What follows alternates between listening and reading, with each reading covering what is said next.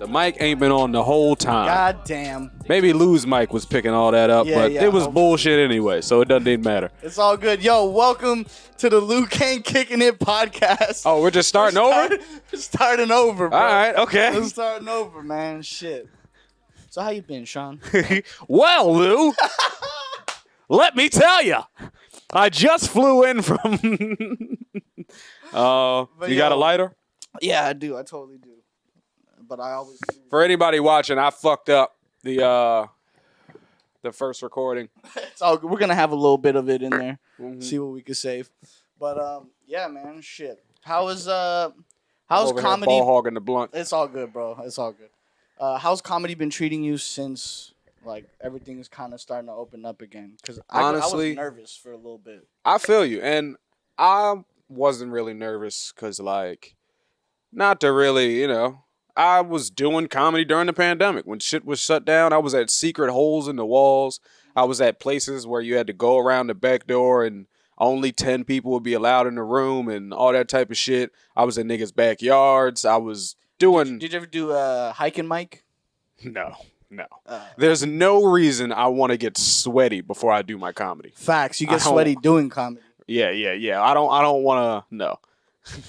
That wasn't on my list. But I mean, there was a whole bunch of like Bert's back room-esque room. If people, if you don't know what that is, comics, when they want to work their shit out, they don't want to do it in front of you should do it in front of a real audience, but you don't always. Maybe you just want to say this idea and figure out how to talk first. And let other comics be dickheads about it so they can foolproof your shit. You can pay $5 to go into a room with other comedians who have paid $5 and you'll get 5-10 minutes on the microphone. And I really like those spots. I feel like those are hell rooms and those people don't give a fuck what you're talking about. Yeah. So if you can get a smile out of them, you might have a little something that you can take to a real room. You like now multiply it by 2 or something? It's gonna respond different in a real room. But it's like, now this is super inside baseball, but it's like fucking, it's good to see it and say it out loud before you go into an audience and just spew out some shit that you have no idea if you really even believe this opinion or not. It's like when you're going to argue with someone and you're going to argue with someone, you're like... Get it together. Get it together first. Get it together. Talking points, try to be like, all right, this motherfucker's going to try to say this. And I know how before your presentation, you used to have to read it for your mom the night before? Nah, my mom never listened. She'd yell at you and shit. Yeah. Get it right! You'd be like, all right. I used to hate saying an Easter piece. I remember I forgot my Easter piece. Man. At Easter at church or something? Yeah, man. Yeah. Okay. And I just went up there and froze. How involved were you in, how religious were you brought up? Nigga, were you into church a lot? I was in church every Sunday. I used to praise dance. I was in the plays. That's what's up. I was in the church until I was old enough to be like, Mom, I'm not doing this shit no more. Yeah. I feel that. That's hilarious. And she was like, all right. You think you're 14, huh? I was like, yeah, you're right. Yeah, that's funny, dude. But no. So I didn't have to. I was lucky. Not lucky, but by maybe 11, 12, 13, I really didn't have to go because my grandfather had Alzheimer's. And so somebody had to stay at the crib with him. And I'd be like, I'll do that shit. Yeah, I got you. Yeah. And then I didn't have to go to church anymore. But yeah, up until about that age, I was in the church, Bible study. I was, Yeah, I know the Bible. My aunt, she was wild. She was a wild child. So then, when she joined a church, she went full church. You know what I mean? She was bringing everybody and fucking. None of the kids were safe. They all had to go. My stepbrother went to church with me. And he only came over on the weekends. You know what I mean? So he's only here for a few days, but half of those days, we're at my aunt's house. I love church. Church shit. Nowadays. Church is cool, man. I go to these LA churches. Church in LA is popping. It's like a Kanye West concert. It is fucking lights. People got masks and painted faces and costumes, and it is a show. Yeah. And I love it. And then the preacher come out there and he be hitting. He is because I do stand up, I like watching stage performance. You can admire it. Yeah. instead of getting laughs, they want, amens and claps and thank you, They Jesus. want one of these. Yeah, yeah, they want some approval. They want preacher. They want all of that. And I really think that they don't have plants, but they got their mans. Yeah, And they man's gonna be like, "You preaching today, brother," or something like that. Like your man's is gonna give it up. But like, I enjoy preachers for that. I enjoy like, oh damn, he's setting it up right now. Oh, he's heating up. Oh, this is his closer. I'm like, oh, all right, that was a good show, if my my nigga. bishop isn't talk, if I don't have to be like this while I'm on stage to my bishop, like, all right. I need a new bishop, bro. I need a new hype man in the crew. Okay. You know, you need that one guy in the back, like in the choir. Right. I feel you. Right. But, Standing up the whole time. Yeah, He's fine. yeah. You take a break. He like, come on. I'm like, I need all of that if I'm gonna be a preacher. Yeah, hell yeah. I feel that. I remember as a kid, looking back on it, I cringed kind of, but I told my pastor, I was like, I want to be like a pastor when I grow up. Like, this shit is cool. But now I realize I just wanted That's dope. I just wanted to perform for people, bro. Like, that's all I needed. I just needed stage time. That's what You I don't was want to looking for. spread the word. Yeah, no, I'm just trying to. You just wanted some stage time. I realized I was looking for open mics. That's what I was looking for, bro. I was looking for my audience. That's the thing about Have you ever done a church show? Nah, I was at a church show one time, and there was this dude who was like, just kind of being like an asshole to my grandma, like at the table, and I was like, dude, fuck this guy. Should I fight him right now? Like at church? Fuck this guy. Yo, should I fight him? Yeah, should I fight this fool at church? And then they're like, all right, so we're starting the show. Blah, blah, blah. Give it up for whatever the fuck his name was. And the dude that was being an asshole, I almost fought. He was the first guy on stage on the show, dude. And he's a comedian? Yeah. Okay. And he bombed. Okay. Yo, church shows are hard, bruh. Church shows are fucking hard. I'd get kicked out of a church show for sure, bro. And like that's fucked up. On the East Coast, some of my biggest shows would be church shows, Really? and it would pay good. Yeah. But then they wouldn't invite me back. Yeah, exactly. I had the middle slot. I had homeboys, so my homeboy did poetry, and he's a Christian comedian. He would open up. I would middle, and then my other homeboy Will would close, and in the middle it'd be. Do you feel some type of animosity towards poets as a comedian? Listen, I feel some type of way a little bit. I just don't like that shit. It's not that it's not a good art form. Yeah, I feel you. It's not not compelling or like it's just like what? Right. Are you rapping? Yes. Are you telling jokes? Like, what are you doing? What? Yo, are you rapping? Are you? What's the goal here? Yeah. I guess it's to feel, but then like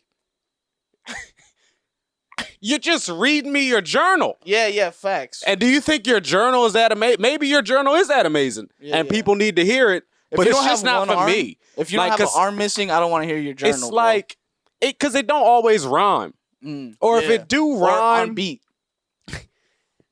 That's what I'm saying. Especially the hickory dickory ass niggas, and these niggas that I'm talking about who be like, her diction is my addiction, and they I hate those got guys. all the moves and clapping, and it's a great show. You ever hear like a 16? It's a great show, but I'd be like, yo, rap then, my nigga. Yeah. You ever hear like go to a poetry slam? But like I'm not knocking poetry. It's just not for me. Yeah. Even after I just knocked it for 5 facts. minutes. No, I feel you. No, but I remember there's like dudes that were just doing like a Hot 16 off beat, like about their dick game. And I'm like, bro, just rap. Be a rapper. Don't fucking pussy out and do fucking the poetry slam, dog. Because I bet if I put a trap beat behind your shit, it wouldn't be on beat, bro. It would not. I not totally even, agree. Not even some Tribe Called Quest drums in the background. You still wouldn't be on beat. Now I've seen some dope poets. Yeah. Like my homeboy who I said was a poet. He does comedy with his poetry. No, and it's I think funny. I know who you're talking about. Kels. That fool's hilarious. Yeah, Kels yeah. is actually funny with his shit. You know why? Because he's not going to poetry slams. He's going to open mics and killing with his poems. That is That true. is fire as fuck. I admire that. But like the fools that just go to like I'm gonna go catch me a poetry bitch tonight. Like those guys are annoying. Hey man, everybody's got their game. Yeah, Everybody's got their facts. flavor. Everyone's that's true. That's true. Like just become a rapper, dog, or like a comedian, like one of the two, dog. Even magician, I admire a little more than like a poetry slam. I guess I don't know how to appreciate it, and maybe that's why I don't like it. I know like if I like a song, I'll dance to it or I'll clap my hands. Yeah, I feel you. Like even the medium of poetry, when you go to see it, you're not encouraged to like clap Yeah, or like until the end. maybe not even then. You're supposed to snap your fingers, I guess, but like facts. it's just all about the vibe and enjoying the energy. But I mean, like with jokes, niggas need to be laughing or they not laughing. It's either working or not.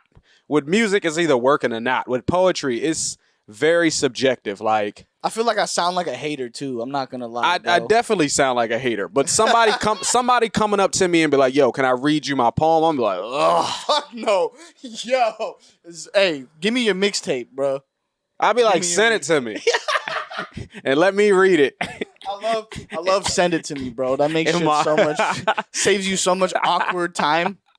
Let me read it in my own time, and that's probably how people feel when I ask them to come to my comedy shows. Oh, like, yeah, for ugh. sure, bro. And I know that is the case because before they've seen me do comedy, it's like it's like, oh, nice, you're a nice person. Yeah.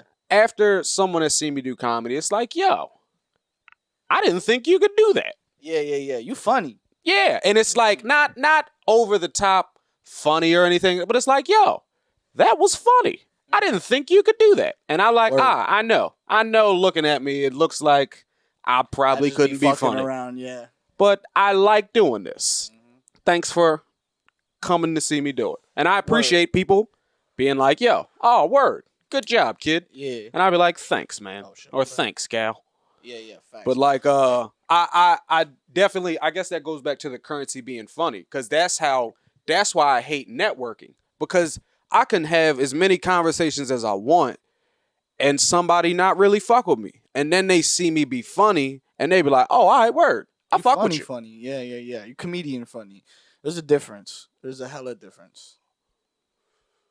And I hate to be like, I don't want to sound like Seinfeld, where this fool just like is sucking off comedians all the time. And I'm not like bashing that doorway either. I appreciate that. Mhm. I like that you have to prove yourself in order to be worthy.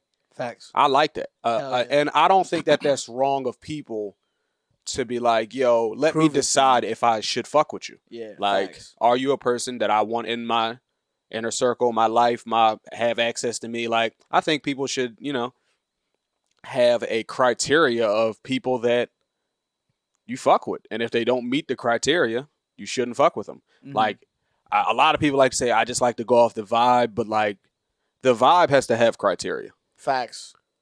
I know what you mean. That's why I hate low energy comics in the beginning of a show. Bro, blow the fucking doors off this shit so that if you want to get calm later, we can, and we can still bring it up. Because the slow burn from the beginning, bro, makes you can hear like rustling of chairs and shit, and just like I would prefer to just save the headliner as the headliner, but instead of the opener, make them first. Get the people going, bro. I guess that's the job of a good host.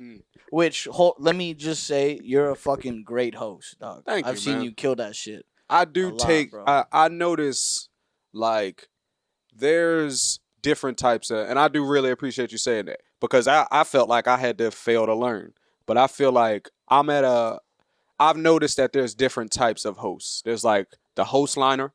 Like the host liner is like, yo, I'm the host, but I'm up here to do my special while I'm up here. Yeah, that's why I love hosting. We talked about this once at a show. Hosting's cool because the expectation is a little bit lower, so that you can go ahead and try out a lot more material. in between these sets and stuff. So like you're hitting them for 1 minute at a time, but that 1 minute ends up being throughout the whole show like a good 15. Oh yeah, it's a bunch of mini sets. Yeah. Yeah, I agree with you. But I think the key to being a good host is the show's not about you. It's the show's Yeah, about the exactly. show. Exactly. Like the show is about the That's comedians my coming favorite up, thing that I notice the about you the hosting is the that you make it a show. people there. Like yeah, it's not about you guys are here to see me. It's like I'm with y'all. Mm-hmm. I think a host is a voice of the audience. Okay. Or at least that's what I try to do. You're Like like 50-50. after a comedian goes up, I want to go up there and be like, "Hey guys, we liked him." Yeah. Okay. Lit. I like that. That's cool. You're part of the crowd. Yeah, yeah, Yeah. yeah. All right. And that's what I'm trying to establish from the beginning. Yes. I'm with y'all. And that's what the crowd work is. It's like, "Hey you, we walked in together. Yeah. Yeah. Okay. Hey you, I saw you at the bar. We're not. This isn't TV. I'm here. Hi. Yeah. Now that that's over, let me do a little dance. Mm-hmm. Okay, let's bring these guys up because we're here for a show. And then obviously, hopefully they're warm and they're like, all right, we fuck with you.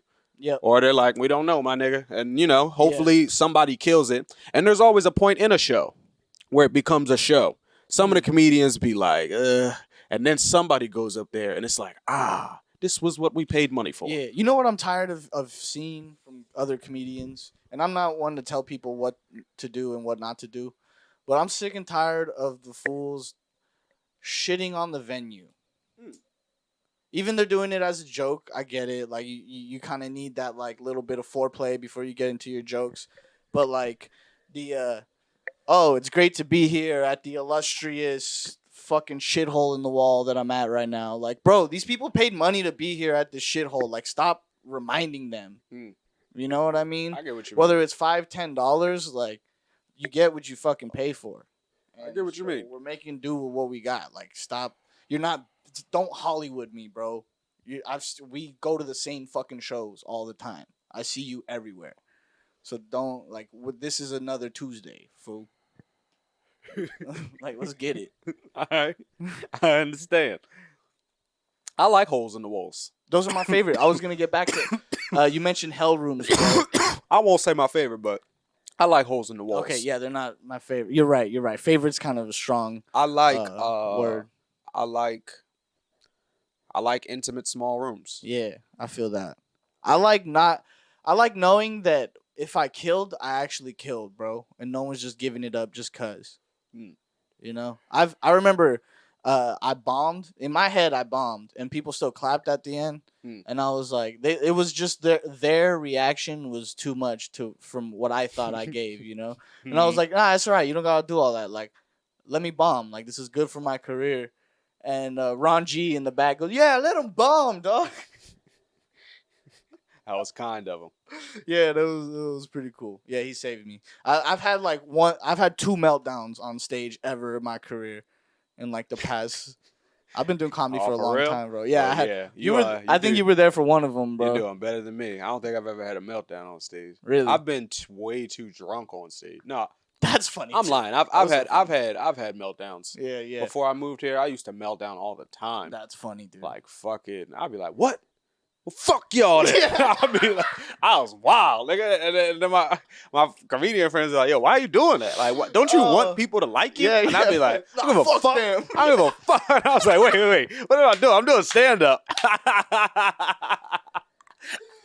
You were DMX for a little bit. Oh my god, I was giving it to him too. I was talking about crazy shit. Yeah, it was. Facts.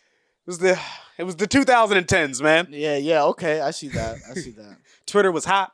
All right, but yo, I went back to Facebook. I've meltdown it. You went back to Facebook is like. But Facebook is the ghetto of the social medias. Let me. But yeah, I went back on Facebook and I realized my first show was in 2012, dude. Oh, okay. Yeah. So you've been going at it for almost 10 years? There was a time that I stopped for like maybe 2 or 3 years. I got into film and music. You went to college and shit. I understand. But yeah, basically. But then I think like maybe a year before I started like hanging out with y'all. I just got back into it. Yeah, and since then, but like my first show, I was in high school, bro. That shit was crazy. I've been doing it for 10 years, and so I mean, That's beautiful. I'll be thanks, man. I don't even really know when I started. I just know I started Yeah. around an age. You ever see people post like their comedy anniversary? I get jealous, dog, because I don't remember the date. I saw it on Facebook, and then like it's gone now. I deleted my Facebook. I So will say, I uh, I feel like a 10-year-old in comedy. wow, okay, I feel like I know how to nice. walk. Yeah, Like I know how to dribble a little bit. okay, you can Like shoot. I can shoot. Yeah, Like that's what's up. I'm not 15, Mm-hmm. but I'm a solid 10-year-old. That's what's up, dude. That's a great way of putting it. I never like thought of it that way. But nigga, I'm trying to be a solid 15. Let's It's like, go. no, I'm fucking around. Let's But go. I like doing stand up for the damn. The feeling, man. That shit is like Yeah, it's like crack, my nigga. That shit is like dope. yeah, bro. It's like dancing or playing an instrument. And You're people not and people are, doing like, it. impressed with it and shit. That's cool too, but just doing it is like Therapy. I won't call it therapy. I would call it more meditation. Because Yeah, you're like that's better. in the moment. You're forced to be in the moment. And if you're not in the moment, You it suck, won't work. dude. Yeah, no facts. You ever catch yourself killing and then it just And then you be like, and I hate it. And you be like, oh shit. I be like, yo, it's working. I was like, oh damn, now they're gonna laugh at this next one. And then you do it wrong because you're doing it like, oh, they're gonna laugh at it. Yeah. And then they're like, wait, what? We're not laughing because you didn't do it how you supposed to do it. yeah. And I'd be like, oh damn. And get how back do- in the moment. And how the fuck do they know? But they always know. They can smell it. Yeah, Because bro. people have that in them. People have that in them, man. Yeah, it's a crazy game. Especially an audience. Because when a person's in an audience, their IQ raises. Mm. It goes to the crazy. level of the group. That's wild. Is there like an actual like study on that or? I might have just made that up, but you know, sounded really good. Fuck, you got me, bro. Joe Rogan said it. It's like, nah, I don't Heard know. on Joe Rogan podcast. Must be true. Shit, man. Oh, back to the meltdown. You were there for one of the meltdowns, probably. It was when I was doing that bar.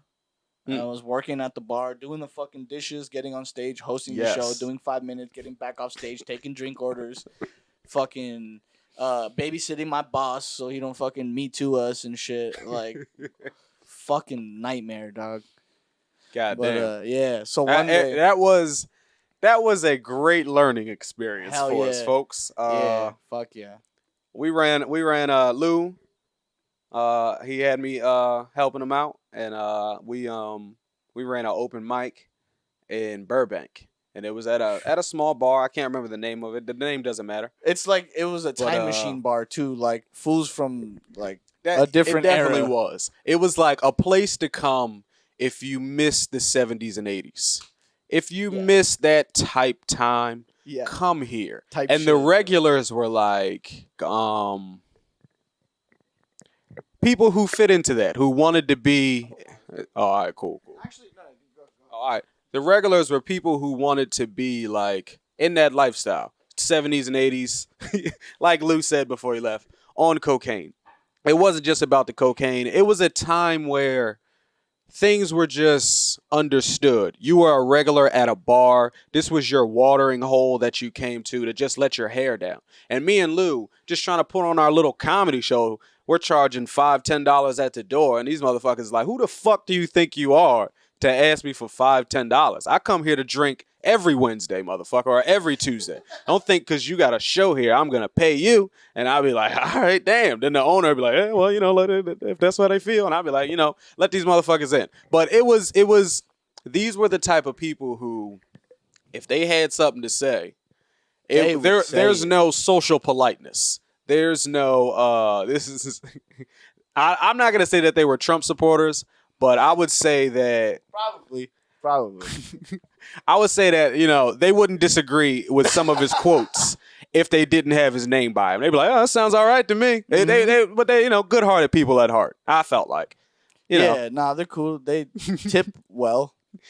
But yeah. So back to the meltdown. So I remember you were on stage. Yep. You're hosting, I believe, right? Yeah, and I'm doing the first set of the night. Uh-huh. And like, by the way, you made that shit sound so much nicer than what I was gonna say. So thank you for that. I'm glad that's why I got up and I was like, he can explain. But so, anyways, one of the regulars is my mom's friend, right? And they're also fucking bullies. Like if they were in high school, like Letterman jacket, they get a kick out of being mean. Oh, they love it. They just dude. get a kick out of They it. fucking love it, dude. And when they're mean, they don't even feel like it's bad. They're just like, they don't know they're being mean. You know, stop being a bitch. This is love. Don't you know what the 80s were like? It's like that. So anyways, the owner's like, dog, I need to get people in this fucking bar to help me out. And I'm like, let's do a comedy show. He's like, thanks, you're saving my ass. So I'm nice enough to subject all my closest friends and family to this monster. Not to shoot our own shit, but I'm going to shoot our own shit. Couple of nights, we had some people in there. We did have. Like, we had some nice names in there. Yep. People was coming through, pulling up all the way in Burbank, and we appreciate all those people that came and did that and kind of shit. I appreciate y'all, man. And you still owe me that $5, motherfucker. Yeah, facts. I remember your faces, all of you.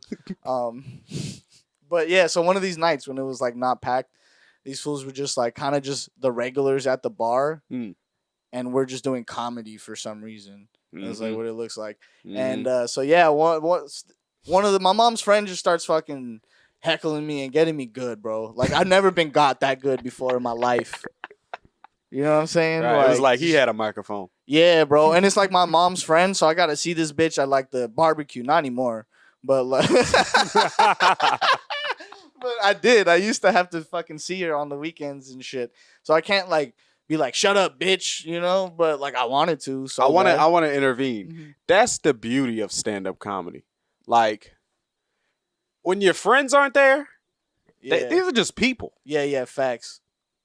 I like that feeling. I mean, I like it when my friends are there too, but that's a different feeling. It's like being out in a different city. I be kind of exactly.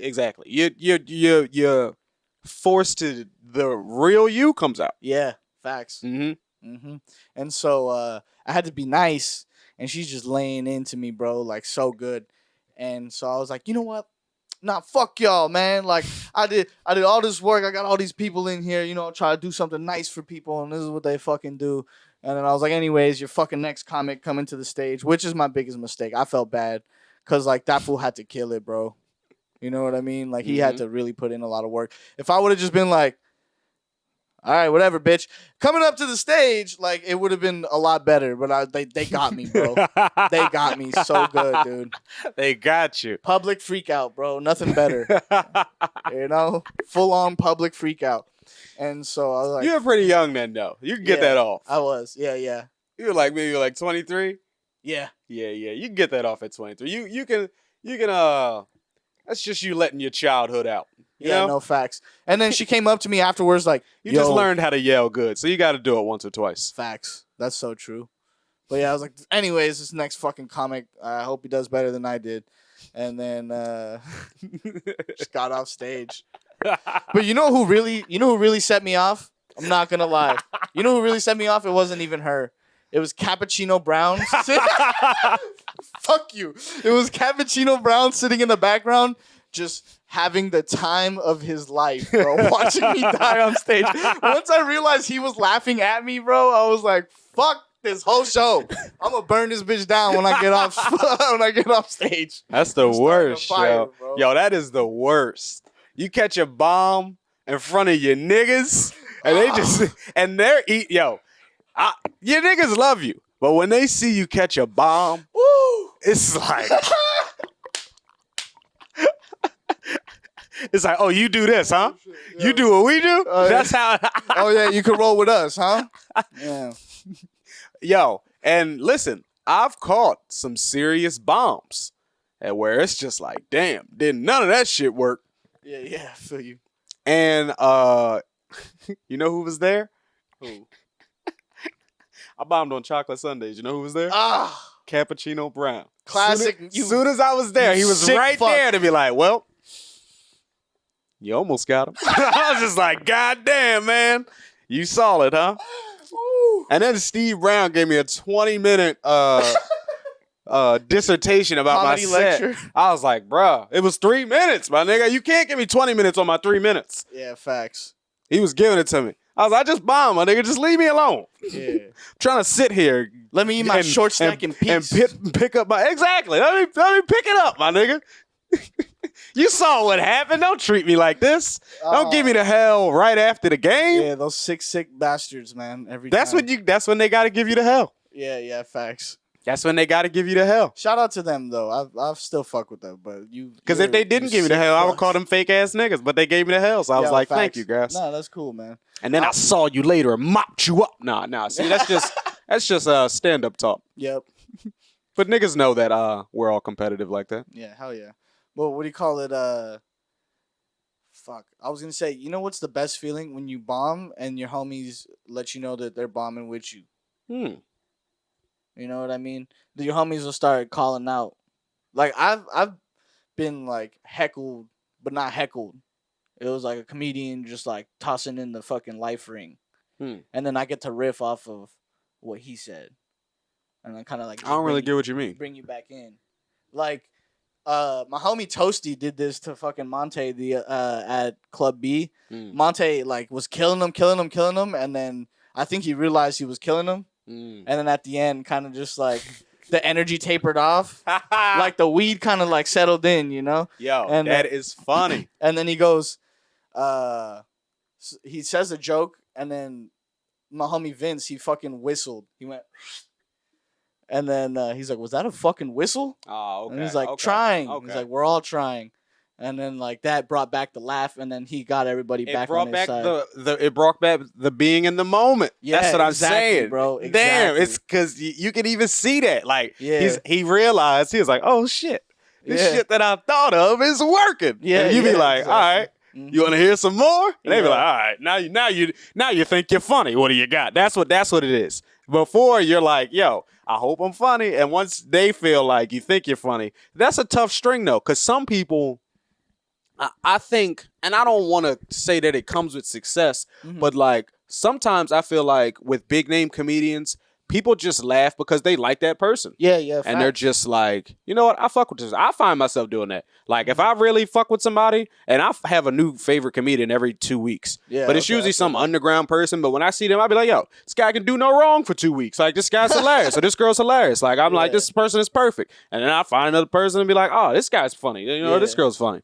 But like, I don't know what that is, but you know, I guess people, cause like I would listen to hours of Bill Burr. Now I don't listen to that shit at all. Bro, I'm like that with podcasts. I'll deep dive for like a month or two, and then like now I'm just like a casual listener.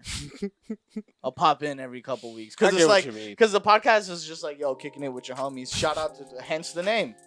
Once you do the deep dive into the podcast, it's like, oh, I know this guy. Yeah, I feel you. By the way, don't do that. All right, don't be a dick. Don't be like me. Tune in every fucking week, dog. Please. There's different guests. There's different conversations. Sometimes we're just shooting the shit because games, you know, fucking drunk and hungover, my nigga. What do you want me to do, facts. man? See the lust and death in my eyes? Now I'm fucking around. Hilarious, man. Well, shit. I think that's a good place to end it, man. It's good. Ended on lust and death. Goddamn, I didn't mean none of that shit. That was all. No, but for real, thanks for stopping by. Tune into my wrestling match, WWE. Nah, I'm fucking around. No, but actually, no, you're doing it. You're doing it right. Let them know where they can find you, man. Oh man, find me at Luke Kang Kicking His Podcast, man. If you see me on there, then you looking right. Yeah, there we go. Hell yeah, man. Appreciate that. And you can find me on the corner of 7th and San Pedro. Okay. That's a dangerous corner. Don't be over there at night. For me, bro. Don't come looking. Anyways, thanks for tuning in. I'll see y'all next week. For sure. I promise. All right. I miss y'all. Thanks for watching. Thank you. Peace.